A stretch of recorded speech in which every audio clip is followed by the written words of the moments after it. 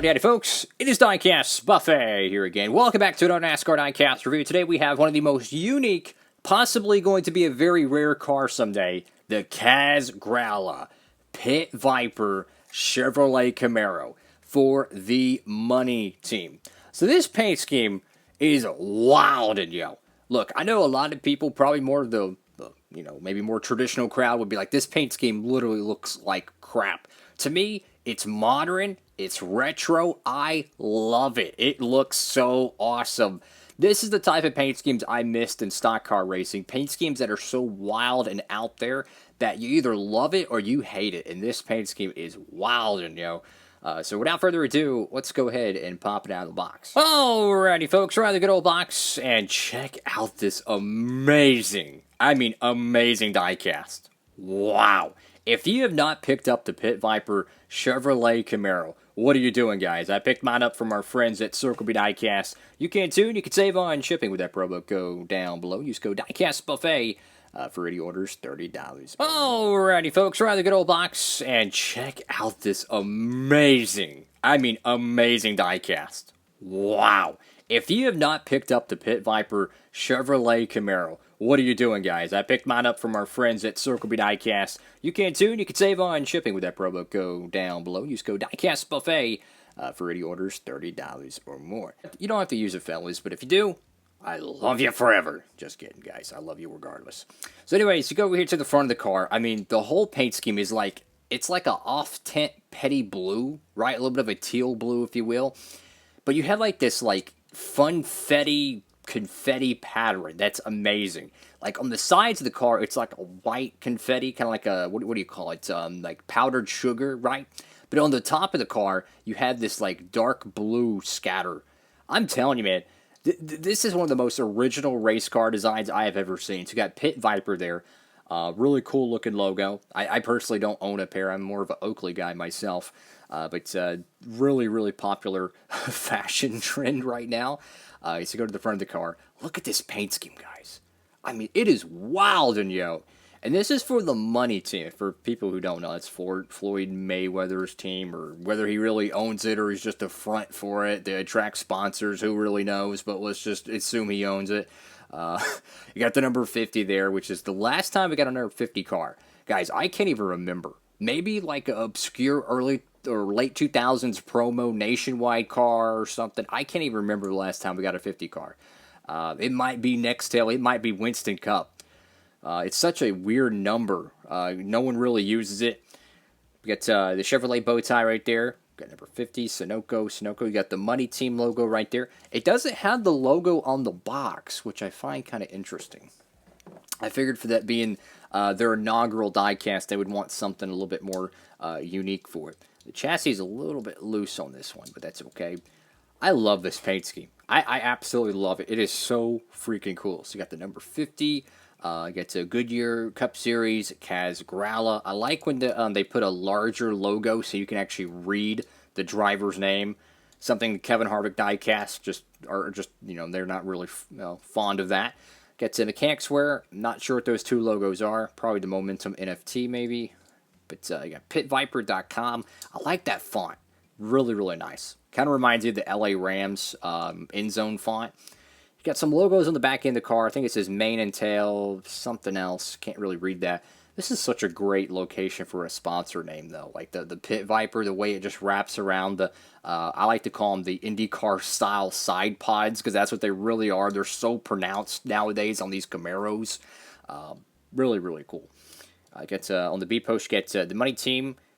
Can't read the top one. OMP, something else. I think it's actually Starcom Fiber, I think, which is kind of interesting. And Pit Viper. Go to the back end of the car. I love this blue. It's like a teal, right? It's like a really, really nice teal, kind of that Goldfish Casino AJ Allmendinger kind of green blue, if you will. You got Demand, Respect, and Authority. You got number 50, Camaro. I'm telling you guys, this car is going to be such a popular paint scheme to have in your collection. Like every single diecast stop motion is probably going to have this paint scheme in it, right? And I look at the future of these cars. I like to kind of see where the market's going to go for these things. And the best paint scheme that I can compare this to, guys, is 2019 Matt DiBenedetto. I had a hunch that car was going to get rare, and sure enough, it did. Is this car going to be in the Authentics line? I have no idea, guys. I have no idea. If it does, it's probably not going to be rare. But if it doesn't, and it just stays in the Gold Series, which most likely it will because the Authentics line is pretty much a dumpster fire at this point, if they don't overproduce this thing, I'm just saying, guys, I would not want to be the dude who did not have this car in their collection. I'm not saying it's going to get rare. I'm not going to say any of that. You know, these videos are for entertainment purposes only. But, man, you just got to think that this car being the first paint scheme for a very randomly start-up team with an epic paint scheme like this, a big-time sponsor, Pit Viper, if you're a fan of that, you're going to want this car in your collection. I'm just saying, guys. Definitely a car you would want to pick up and hold on to. Got the number 50.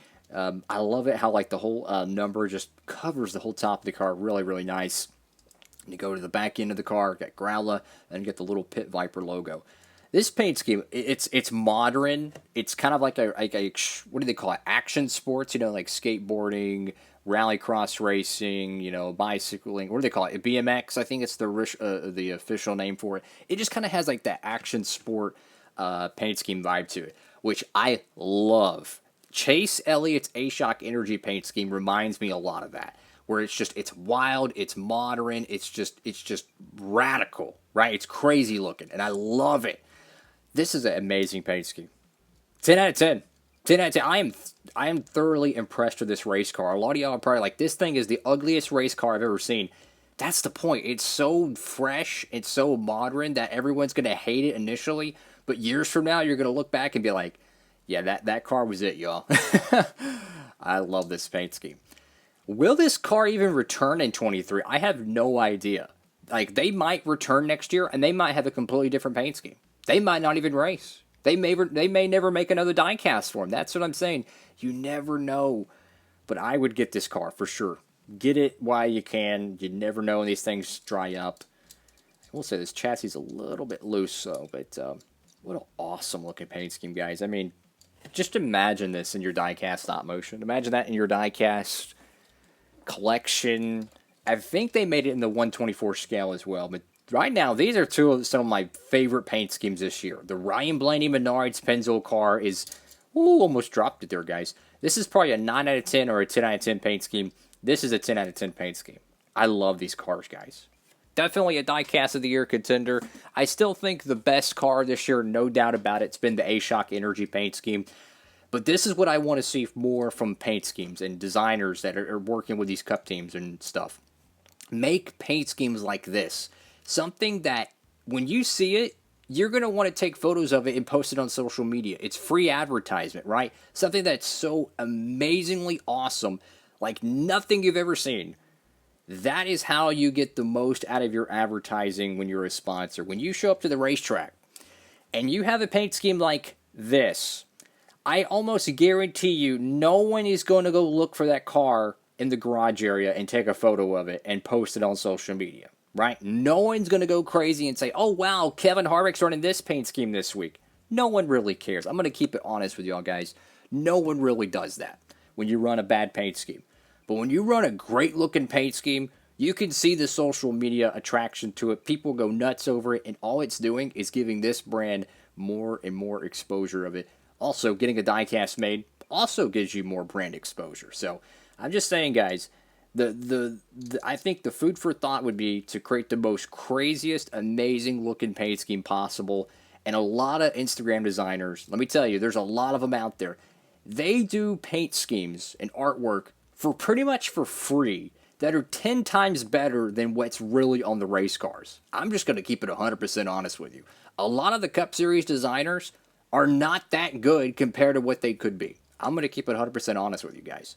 Some of them are great, but man, I've seen some of these Instagram designers, guys, they make paint schemes that blows it out of the water. Not even close. A lot of it's the teams and the sponsors wanting this or that, but hey man, if I had a company, I would want whatever's going to get people sharing it on social media. That would be my whole marketing strategy.